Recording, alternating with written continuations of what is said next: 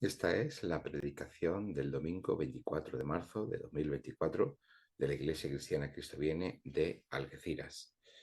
En esta mañana el pasaje de referencia está en el Evangelio de Marcos, capítulo 11, versículos 1 al 11.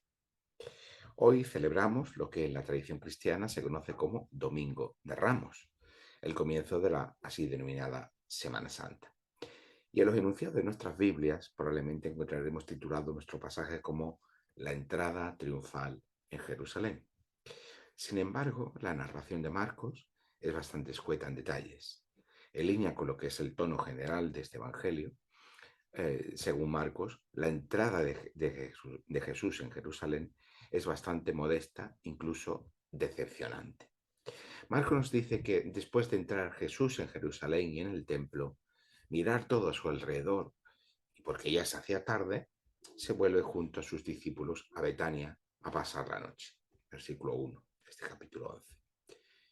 Así que nos preguntamos, ¿dónde está aquí el triunfo de esa entrada de Jesús en Jerusalén? No parece que haya cambiado gran cosa. Jesús parece haber creado grandes expectativas, pero Jesús también puede producir grandes decepciones.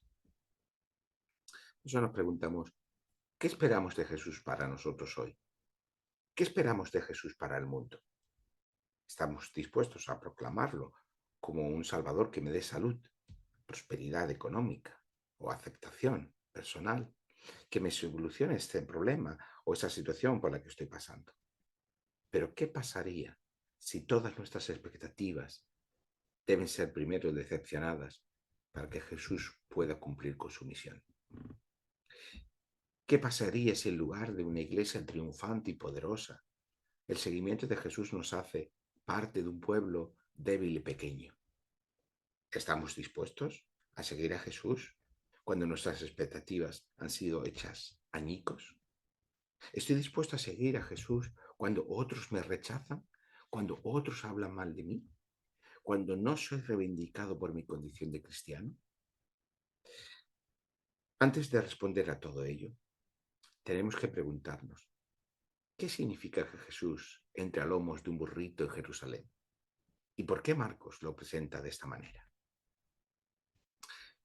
La acción que lleva a cabo Jesús de manera consciente, porque eso lo muestran los preparativos y las instrucciones que da a dos de sus discípulos, y lo vemos en los versículos 1 al 7, gran parte de este pasaje es para eh, explicarnos precisamente ese antecedente, esos preparativos, lo que nos da idea de algo deliberado, consciente, preparado, anticipado, no algo accidental que ocurre porque Jesús, imaginemos, estuviera cansado y se montara a lomos de un burrito y alguien, la gente a su alrededor entendiera que eso de una forma concreta. No, no, no, no. Hay una voluntad consciente y clara por parte de Jesús de preparar aquella entrada de una forma especial, estimulada además por medio de sus propios discípulos, con respecto a la gente que acompañaba. Por lo tanto, gran parte de este texto nos muestra esto precisamente. Pues bien, Jesús en esta acción consciente está presuponiendo el conocimiento de las palabras del profeta Zacarías, en los capítulos 9 en el versículo 9 al 10 del capítulo 9 de este libro de Zacarías, que dice lo siguiente: Alégrate mucho, hija de Sión, da voces de júbilo, de alegría, hija de Jerusalén. Mira que tu rey vendrá a ti, justo y salvador, pero humilde, cabalgando sobre un asno, sobre un pollino hijo de asna.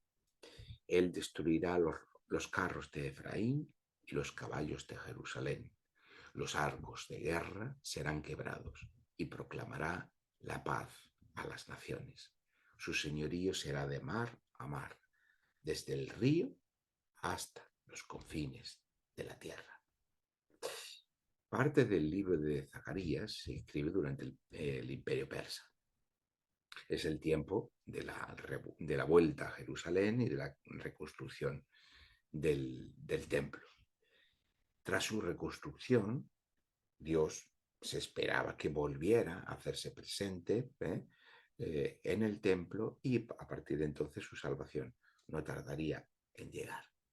En ese mismo capítulo 9 del libro de Zacarías se nos narra cómo Dios vence sobre las naciones vecinas de Israel. Y entonces se anuncia la entrada del rey de Israel que inaugura una paz duradera para todo el mundo. Sin embargo, desde la época de Zacarías hasta la de Jesús, ya han pasado unos cuantos siglos, aquellas promesas, había pasado el tiempo y aquellas promesas no se han cumplido. Tampoco había vuelto la presencia de Dios al templo. Así que, en cierto modo, Israel seguía en el exilio de Dios. Así que, con esta acción, Jesús quiere transmitir que Dios está visitando de nuevo a su pueblo y que se va a abrir un nuevo tiempo de paz y plenitud. Pero antes es necesario que Dios obtenga la victoria por medio del Mesías sobre los enemigos de Israel y de esa manera dar comienzo a la renovación de toda la creación por medio de unos cielos nuevos y una nueva tierra.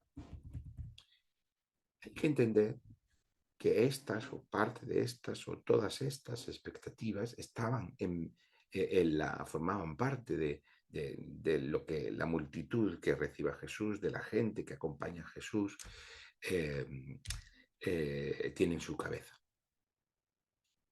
Esta entrada a Jerusalén está acompañada por los discípulos de Jesús y mucha gente que son peregrinos que vienen a Jerusalén. A lo largo de todo el año peregrinaban gente que venían de fuera de Judea y fuera de Jerusalén a Jerusalén al templo. Pero se acerca el tiempo de la Pascua, así que tenemos que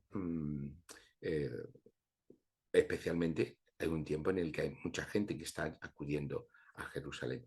Y este es la escena en la que nos encontramos, ¿no? Por eso, al ver a Jesús y estimulado también por sus propios discípulos, muchos, dice el versículo 8 en el capítulo 11 de Marcos, muchos alfombraban con sus mantos el camino y otros lo hacían con ramas que habían cortado en el campo. Este gesto de tender mantos en el camino, de acompañar procesionalmente con ramas de árboles a Jesús, significaba que reconocían a Jesús como rey. Un ejemplo de esto lo tenemos en el segundo libro de los Reyes, capítulo 9, versículo 13, cuando se entroniza a Jehú como rey, que dice en el texto: entonces cada uno tomó apresuradamente su manto, lo puso debajo de Jehú en un trono alto, luego tocaron la bocina y gritaron: Jehú es el rey. Eso también está presente lo que grita la multitud en el versículo 9 del capítulo 11, que dice: y los que iban delante y los que venían detrás le clamaban diciendo: Hosana, bendito el reino que viene, el reino de nuestro padre David, Hosana en las alturas. Este era el saludo con el que los peregrinos que llegaban a Jerusalén para el templo, como hemos dicho antes, con el que se daban la bienvenida. Ese Hosana significa sálvanos ahora. Y son las palabras que encontramos en el Salmo 118, versículo 25 y 26. Y era una petición que se normalmente dirigida a Dios, pero también podía ir dirigida al rey.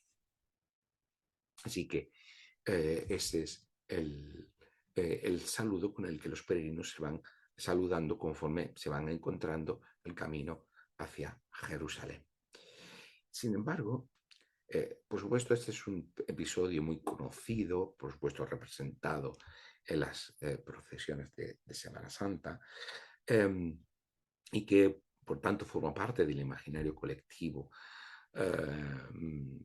por lo menos aquí en España de una forma muy, muy, muy especial.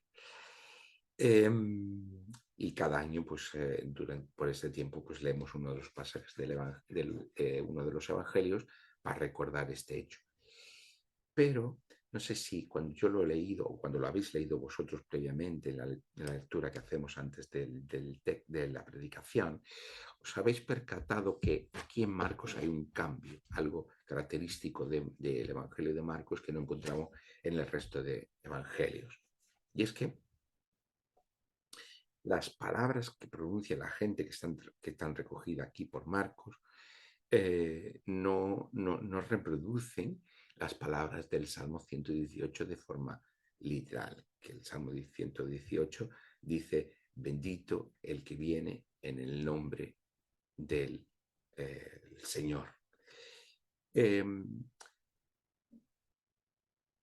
Es lo que, por ejemplo, en Mateo, el capítulo 21, versículo 9, reproduce de manera literal, bendito el que viene en el nombre del Señor. O si vamos a Lucas, capítulo 19, versículo 38, lo que encontramos es bendito el Rey que viene en el nombre del Señor. Aquí Lucas introduce el Rey para dejarnos claro que aquel que viene en el nombre del Señor no es otro que el Rey ungido por Dios, el Rey prometido por Dios.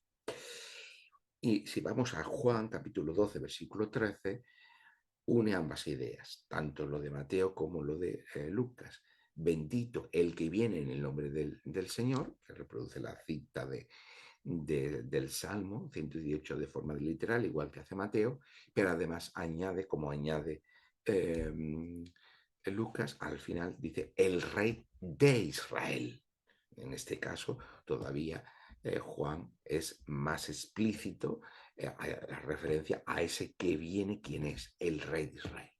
Pues bien, frente a todas estas versiones de cada uno de los evangelios, Marcos usa no el que viene o el rey que viene, sino el reino que viene.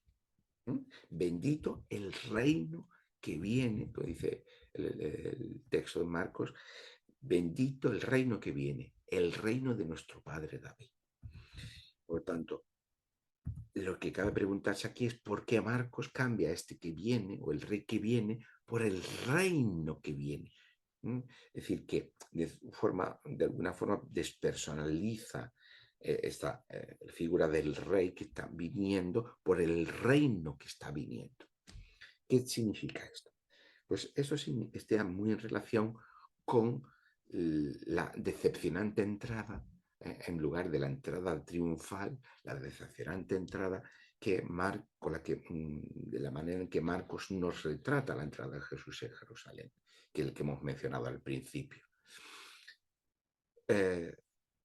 ¿Por qué Marcos está presentando de esta manera consciente, de esta manera tan distinta, la entrada de Jesús en Jerusalén? Por lo que ya hemos dicho antes, porque probablemente toda la gente que estaba acompañando a Jesús y que estaba proclamándolo como rey, tenía como expectativa que aquel rey ungido por Dios tenía que echar por la fuerza de las armas a los extranjeros que estaban gobernando Judea en aquel momento, por lo tanto también Jerusalén, que eran los romanos. Y por tanto, proclamar a Jesús que viene como rey tenía unas implicaciones políticas muy claras, obviamente, en el que aquel rey era el que iba a echar a los romanos de Jerusalén y que iba, por tanto, a liberar el templo de esa dominación romana. Eso está en consonancia con, como veremos un poquito más adelante, con toda la estrategia del Evangelio de Marcos cuando Jesús está diciendo a sus discípulos, cuando hay una referencia a él como Mesías, de decir, no lo digas todavía mantenerlo en silencio. ¿Por qué? Porque todavía no ha llegado el momento de ir a Jerusalén, todavía no ha llegado el momento de la confrontación final y por tanto esa designación tenía todas esas implicaciones sociales y políticas que Jesús está rehuyendo porque todavía no ha llegado el momento de manifestarse. Como ya vimos la semana pasada también, Jesús quiere dejar claro que la lucha armada no traerá el reinado de Dios. Marco está dejando claro que el que viene es el reino de Dios por supuesto, Jesús es el rey que viene, pero no ese rey que esperaban. Y por lo tanto, hay una clara indicación de alejar a Jesús de esa figura de rey. Incluso en el propio Jesús vemos una actitud consciente de alejarse de esa figura del rey que por medio de la lucha armada va a eh, traer el reino de Dios. Jesús, ya en el capítulo 13, como vimos la semana pasada, de toda la sección desde el 11 hasta el 13, está dejando claro que la lucha armada no trae el reino de Dios, sino que la lucha armada lo que va a traer es la destrucción de Jerusalén y el templo. Y como digo, pues tiene sentido toda esta negativa de Jesús a sus discípulos que encontramos a lo largo de parte del Evangelio de Marcos para que no cuente que Jesús es el rey ungido por Dios. Para encarnar el verdadero Mesías, que es Jesús, primero hay que defraudar todas las expectativas que sus contemporáneos tenían acerca del Mesías. Esas expectativas que comprendían al Mesías como un rey que iba a acabar por la fuerza con los extranjeros, el dominio extranjero de Israel. Además, había un precedente en la historia más reciente de Israel, el pueblo de Dios, el pueblo judío, Israel como entidad política ya hace tiempo que no existe. Como digo, hay un precedente en la lucha armada contra el invasor extranjero en la historia más reciente de Israel. Y es que en el año 165 a.C., Judas Macabeo, o Judas apodado Macabeo, Macabeo significa martillo, Judas Macabeo protagonizó la revuelta contra el imperio seleucida. Los seleucidas eran los herederos en la zona de Siria y que por tanto controlaban el espacio geográfico y vital de lo que había sido Israel y Judá en su momento. Pues el imperio seleucida eran los herederos en Siria del imperio griego creado por Alejandro Magno. Alejandro Magno, en el siglo III a.C., consolida todo un imperio que a su muerte va a ser heredado por sus generales. Entonces se dividen geográficamente políticamente ese imperio. La dinastía de los Ptolomeos va a gobernar Egipto, los Seleucidas va a gobernar Siria y así sucesivamente. Estos hechos de la revuelta armada contra los griegos, vamos a decir en términos genéricos, contra el imperio griego, son los hechos narrados en los libros de los macabeos. Que aunque no está en nuestra Biblia, sí que nos aporta una importante fuente, es una fuente de información histórica muy interesante y muy importante. Ahí en ese libro de los Macabeos se nos narra cómo el rey Antíoco IV, como digo, que formaba parte de esta dinastía de los Seleucidas, impuso a sangre y fuego la cultura griega en Israel y profanó el templo con un altar a Zeus. Esto lo leemos en el primer libro de los Macabeos, capítulo 1, versículos 10 al 64. Así que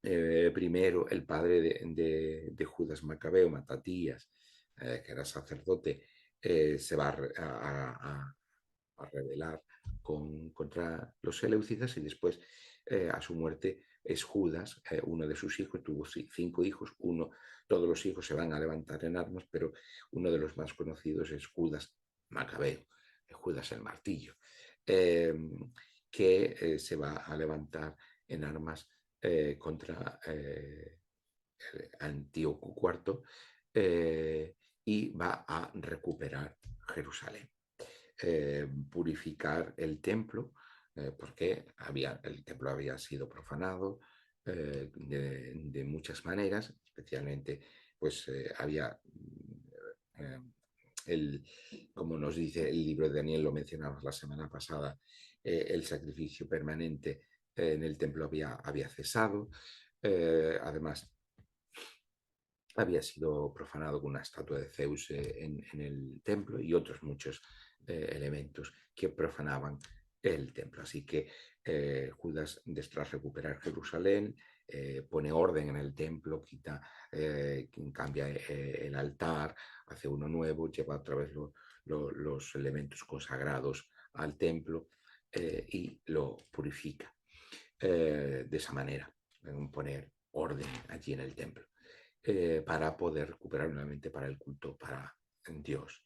Y eso lo encontramos en el primer libro de los Macabeos, capítulo 4, versículos 36 al 61. Y también hay otra versión en el segundo libro de los Macabeos, capítulo 10, versículos 1 al 8.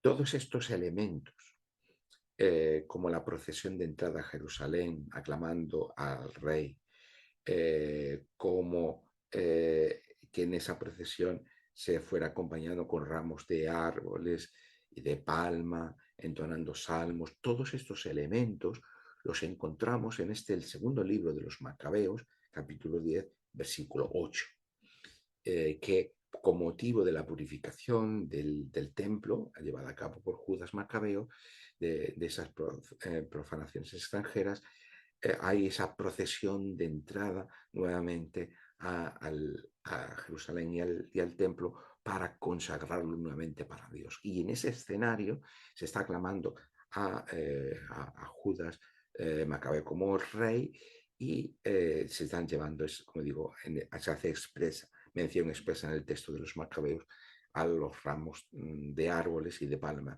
y entonando canciones e himnos y salmos. Nos encontramos en el día 25 de diciembre del año 164 antes de Cristo. En esa fecha, desde entonces, los judíos se celebra la fiesta de la dedicación o la Hanukkah, que se extiende durante 8 días. Posteriormente a Judas Macabeo, después habrá nuevamente nuevas confrontaciones con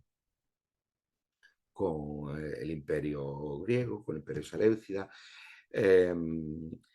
pero morirá Judas Macabeo y posteriormente otro de sus hermanos, Simón, será el que definitivamente consiga la derrota total de los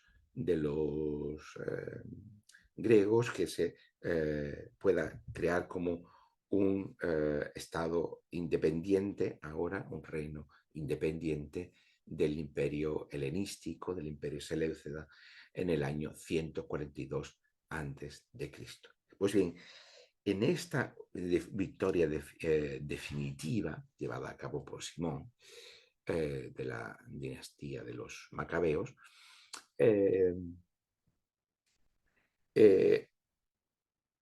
hay también una entrada en Jerusalén aclamando a Simón como rey de Israel. Nos dice el primer libro de los Macabeos, capítulo 13, versículo 51, que entra en Jerusalén entre vítores, ramos de palmas, con himnos y canciones. El texto dice expresamente esto. Así que vemos, si comparamos estos hechos históricos con la entrada de este otro hecho histórico de la entrada de Jesús en Jerusalén, vemos que tenemos los mismos elementos que encontramos en el texto de Marcos, pero también en el resto de los evangelios.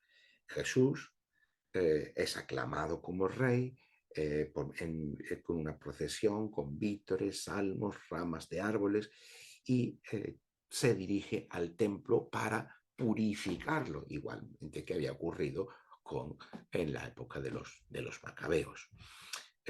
Así que todos estos elementos no son arbitrarios, sino que además están reproducidos conscientemente, haciéndose eco de las profecías del profeta Zacarías. También los macabeos eran conscientes precisamente de esa profecía de Zacarías, y están reproduciendo precisamente estos mismos elementos.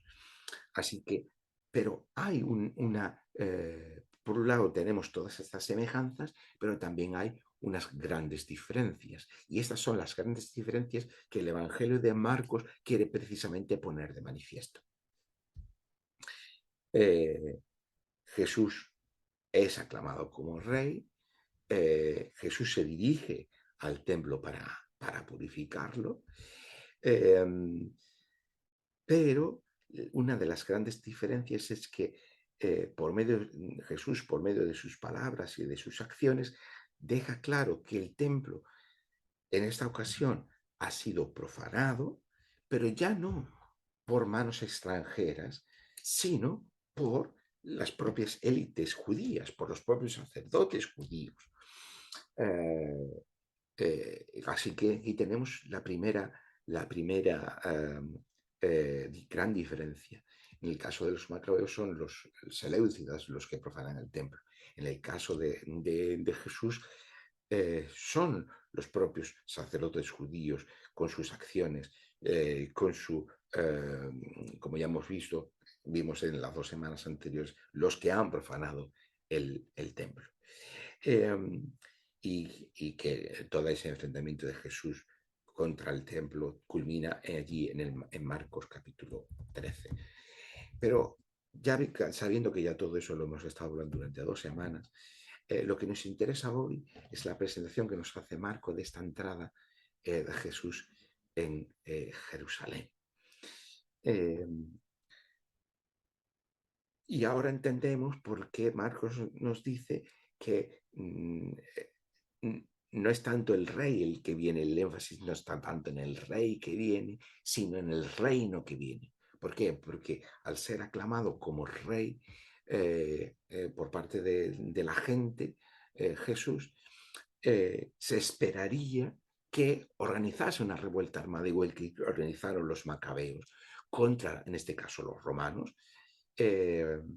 y que liberara a Jerusalén y a toda Judea de esta invasión romana. Pero Jesús defrauda completamente esas expectativas. Y por eso Marcos nos narra cómo lo hace esta entrada de Jesús, como hemos denominado, decepcionante en lugar de triunfal en Jerusalén. Porque Marcos nos ha dicho que Jesús entra a Jerusalén, se da una vuelta, va al templo, echa un vistacito por allí, ve que se le hace tarde y se marcha a Betania. Es decir, que sale fuera de Jerusalén. Y así termina esta entrada triunfal en Jerusalén. ¿Por qué es todo esto? Lo que ya hemos estado desgranando a lo largo de esta predicación. El mensaje es claro. Jesús, a diferencia de los reyes sacerdotes macabeos, tenían esta doble condición, contra el imperio griego, no sigue el camino, Jesús no sigue el camino de la revuelta armada, que solo puede conducir al desastre a Jerusalén, la destrucción del templo y el gran sufrimiento del pueblo, como realmente va a ocurrir después en el año 70 después de Cristo. El mensaje de esta entrada a Jerusalén es claro. El reinado de Dios no viene con violencia, sino viene por el camino de la paz que trae el Hijo del Hombre. Jesús es rey, sí, por supuesto, pero no es rey a la manera que fueron los macabeos, tampoco a la manera en que fueron los reyes antiguos en Israel o en Judá, y tampoco a la manera que son los reyes helenísticos, ¿no? Como Antíoco IV o como cualquiera otro de aquellos reyes, o como era Herodes, el rey que era Herodes el Grande. Jesús es rey, pero ese es el rey que viene como un hijo del hombre, como un ser humano, que viene enfrentándose a los grandes imperios sin armas, sino por el camino de la paz. Y que esa es la manera en que el reinado de Dios está llegando, no el camino, no el camino de la revuelta armada, de la revolución, de la violencia, de la guerra. No es este el camino por el que el reinado de Dios está llegando. Así que esta escena de la entrada no triunfal de Jesús en Jerusalén, porque tenemos que tener en cuenta que este título de triunfal era del triunfo que se había ganado por medio de la batalla, de la guerra, de la violencia. Pues esta entrada no triunfal de Jesús en Jerusalén, realmente en nuestras Biblias tendría que titularse de esta forma: la entrada no triunfal de Jesús en Jerusalén. Lejos de ser un episodio pintoresco, ¿no?, que hemos reducido pues a pues eso, a algo eh, que pertenece al folclore popular y que recordamos o vemos como protestantes en cierta lejanía de lo que ocurre ahora, lo que va a ocurrir está ocurriendo hoy, el domingo, en muchas ciudades de España. Pues lejos de ser es un episodio más, un episodio pintoresco de folclore popular, forma parte de un mensaje muy potente dentro de los acontecimientos previos a la muerte de Jesús en la cruz. Representa, por tanto, un suceso central de la misión del rey ungido que es Jesús. Y es central, por ello, los 4 evangelios nos lo traen, nos lo retratan. Por tanto, el reinado de Dios no llega por medio de la violencia, sino que vence por medio de sufrir la violencia de la cruz. Esto es interesante, ¿no? El reinado de Dios no llega por medio de la violencia, sino que vence la victoria que Dios obtiene, la obtiene por medio de sufrir, por medio de Jesús, sufrir la violencia de la cruz. Esa es la victoria sobre los poderes humanos, también suprahumanos, de la muerte, del dolor, el mal, el sufrimiento, el pecado. Esa es la victoria de Jesús, Rey ungido, como Hijo del Hombre, y por medio de quien está llegando el reinado de Dios sobre toda la creación.